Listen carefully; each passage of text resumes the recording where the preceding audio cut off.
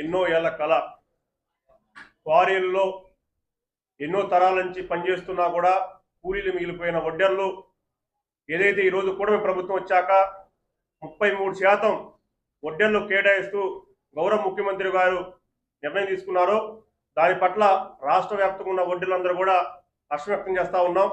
ఎందుకంటే నాడు కూలీలుగా ఉన్న క్వారీల్లోనే రేపటి నుంచి ఓనర్లుగా యజమానులుగా మారిపోతున్న వడ్డెర్లందరూ కూడా ఎంతో సంతోషంగా ఉన్నారు.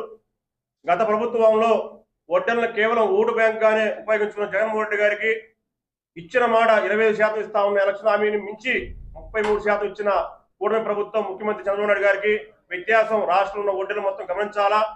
కేవలం డమ్మీ పోస్టులు కొన్ని ఇచ్చి జగన్మోహన్ రెడ్డి గారు వడ్డెర్లను మోసం చేస్తే ఈ రోజు వడ్డెర్లని ఆర్థికంగా ఆదుకోవాలని నాడు ఎన్టీ రామారావు గారు కానీ ఫెడరేషన్ ఏర్పాటు చేశారు. తర్వాత చంద్రబాబు నాయుడు గారు కార్పొరేషన్ ఏర్పాటు చేశారు. ఈ రోజున క్వారీల్లో 33% రిజర్వేషన్ కేటాయించి వడ్డెర్లని ఆర్థికంగా ముందుకు నడిపించడం కోసం ఈ కూటమి ప్రభుత్వం ఏ విధంగా పనిచేస్తుందో రాష్ట్రంలో ఉన్న వడ్డెర్లు మొత్తం గమనించాల్సి కోరుతా ఉన్నాను. అదేవిధంగా ఇంతటి అవకాశాన్ని మాకు కలిగించిన ముఖ్యమంత్రి గారికి, అదేవిధంగా ఉప ముఖ్యమంత్రి గారికి, నారా లోకేష్ గారికి, మా ఎమ్మెల్యే నసీర్ గారికి అందరూ కూడా ధన్యవాదాలు తెలుసుకుంటా ఉన్నాను.